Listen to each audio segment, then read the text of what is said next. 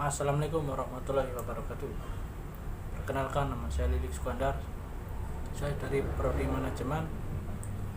Saya akan menjelaskan tentang tugas aspek hukum dalam bisnis, wajib lapor tenaga kerja dan K3 dan program jaminan sosial tenaga kerja. Wajib lapor tenaga kerja dan K3. Ketentuan umum wajib lapor ketenagakerjaan. Undang-Undang Republik Indonesia Nomor 7 Tahun 1981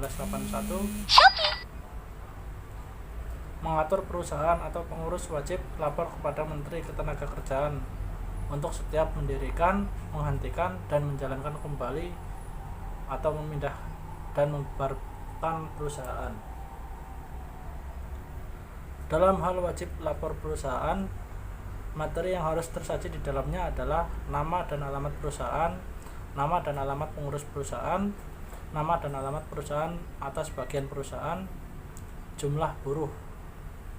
Menurut Undang-Undang Nomor 7 Tahun 1981, Pasal 8 Ayat 2 bahwa penyampaian laporan tahunan wajib memberikan data perusahaan sebagai berikut: nama dan alamat perusahaan, nama dan alamat pengusaha, nama dan alamat pengurus perusahaan, tanggal memindahkan, menghentikan, atau membubarkan perusahaan, alasan-alasan pemindahan, penghentian, atau pembubaran perusahaan, kewajiban yang telah dilaksanakan dan akan dilaksanakan terhadap buruh sesuai perjanjian perburuhan dan kebiasaan setempat. Pelanggaran dapat dipidana atau didenda. Peraturan Tenaga Kerja dan Transmigrasi Nomor 2 tentang tata cara kelepasan ketenagakerjaan di perusahaan. Wajib membuat laporan dengan ketentuan: 1. Laporan dibuat secara tertulis. 2. Laporan dibuat rangkap 4.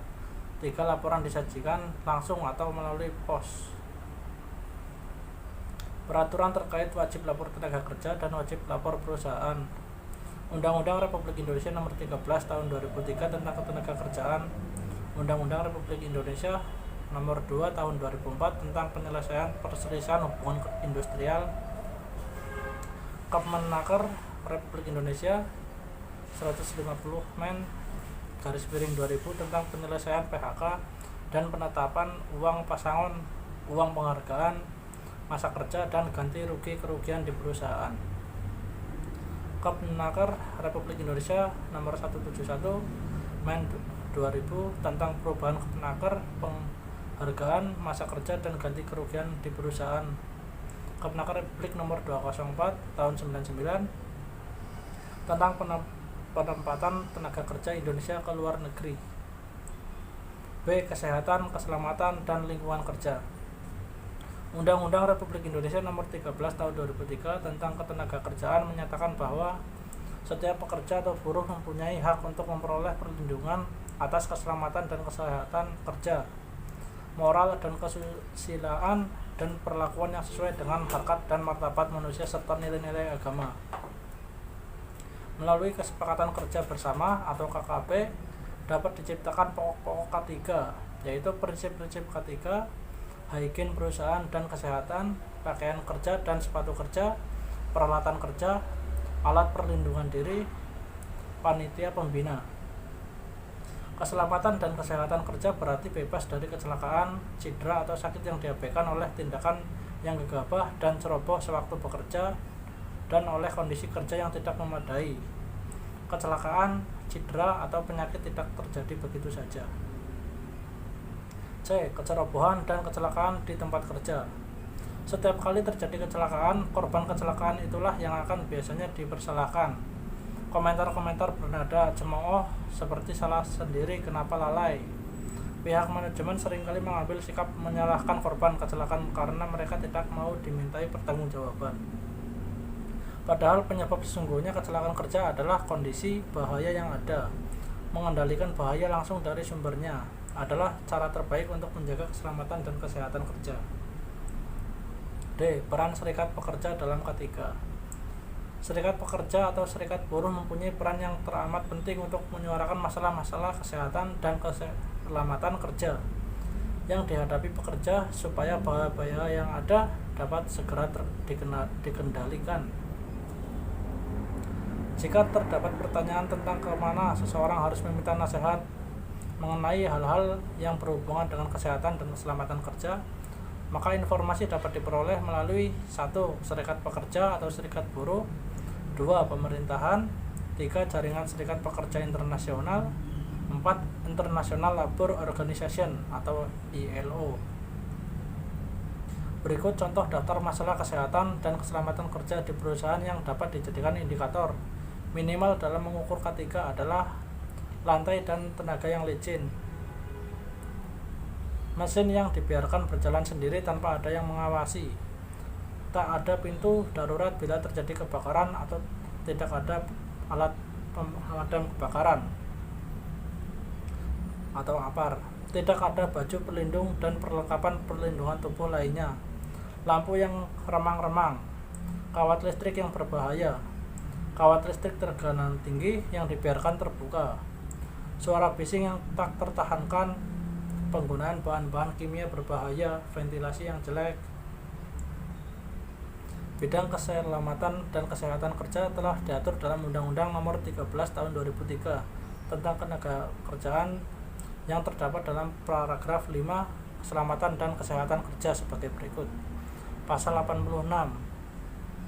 Setiap pekerja atau buruh mempunyai hak untuk memperoleh perlindungan asas, keselamatan dan kesehatan kerja, moral dan kesusilaan, dan perlakuan yang sesuai dengan harkat dan martabat manusia, serta nilai-nilai agama. Untuk melindungi keselamatan pekerja atau buruh guna mewujudkan produktivitas kerja yang optimal. Diselenggarakan upaya keselamatan dan kesehatan kerja.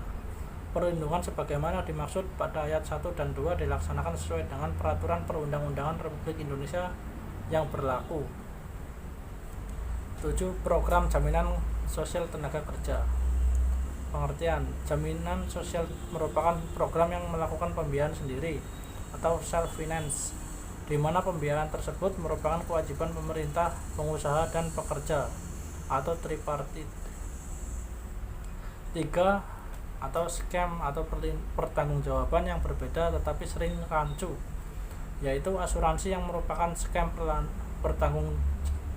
pertanggungan bagi pihak yang mampu dan memenuhi syarat tertentu, bantuan sosial atau bantuan hibah bagi warga negara yang tidak mampu atau fakir miskin, jaminan sosial berupa perlindungan dasar bagi pekerja, dananya berasal dari iuran pengusaha dan pekerja. B. Filosofi jaminan sosial. Jaminan sosial telah menjadi bagian integral dan hak asasi manusia berdasarkan The Universal Declaration of Human Rights pasal 25 dan 32 maupun dengan Konvensi ILO nomor 102 tahun 1952 serta telah diterima secara universal sebagai instrumen pemerataan dan pencegahan kemiskinan. Kelalaian penyelenggaraan jaminan sosial berarti pelanggaran terhadap hak asasi manusia. Pasal 27 ayat 2 Undang-Undang Republik Indonesia tahun 1945. Tiap-tiap warga negara berhak atas pekerjaan dan penghidupan yang layak bagi kemanusiaan. C. Prinsip dasar dan pelaksanaan jaminan sosial.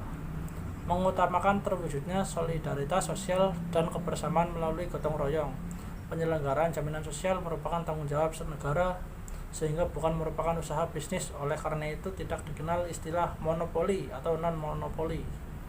Dapat meningkatkan instrumen mandate karena jaminan sosial hanya pada perlindungan dasar diharapkan dapat mendorong kebutuhan perlindungan on top selanjutnya yang merupakan lingkup asuransi dan dana pensiun. D. Sejarah singkat dan badan hukum. Penyelenggaraan 97 sampai dengan 90 Perum Asuransi Sosial Tenaga Kerja atau Perum Astek, Peraturan Pemerintah Nomor 32 Tahun 1977, tahun 90 sampai dengan 95 PT Asuransi Sosial Tenaga Kerja atau PT Astek Persero, Peraturan Pemerintahan Nomor 19 Tahun 90, 95 sampai sekarang yaitu PT Jaminan Sosial Tenaga Kerja atau Jamsostek Persero, Peraturan Pemerintahan Nomor 36 tahun 1995. Dasar hukum. Undang-Undang Republik Indonesia Nomor 3 Tahun 92 tentang Jaminan Sosial Tenaga Kerja. Peraturan Pemerintah Nomor 36 Tahun 95 tentang penetapan Badan Penyelenggara Program Jaminan Sosial Tenaga Kerja. F. Jenis dan manfaat program. 1. Jaminan kecelakaan kerja atau JKK. Manfaat JKK: sementara tidak mampu bekerja atau STMB, biaya transport, biaya perawatan, santunan cacat, santunan kematian, biaya pemakaman, santunan berkala untuk yang meninggal, dan catatan total proses atau ortes. Lalu nomor 2, jaminan kematian atau JK. Manfaatnya: santunan kematian, biaya pemakaman. Jenis dan manfaat program. Jaminan hari tua atau JHT. Manfaatnya: akumulasi tabungan peserta ditambah hasil pengembangan dana. 4. Jaminan pemeliharaan kesehatan atau JPK. Manfaatnya: rawat jalan pertama, rawat jalan lanjutan, rawat inap, kehamilan dan persalinan, kunjungan diagnostik, pelayanan khusus, gawat darurat. G. Kepesertaan dan pelayanan jam sostek. Wajib JKK, JK dan JHT untuk perusahaan dengan minimal 10 tenaga kerja atau upah minimal 1 juta per bulan. Wajib JPK untuk perusahaan yang belum memiliki program kesehatan atau standar kesehatan yang lebih rendah dari dasar JPK. Hal pokok jam sostek. Jaminan sosial merupakan hak pekerja yang bersifat universal dan merupakan hak asasi manusia. Karenanya, penyelenggaraan sistem jaminan sosial pada prinsipnya merupakan kewajiban negara dalam menjaga martabat pekerja dan keluarganya. Sekian penjelasan saya tentang aspek hukum dalam bisnis. Mohon maaf apabila ada salah. Assalamualaikum warahmatullahi wabarakatuh.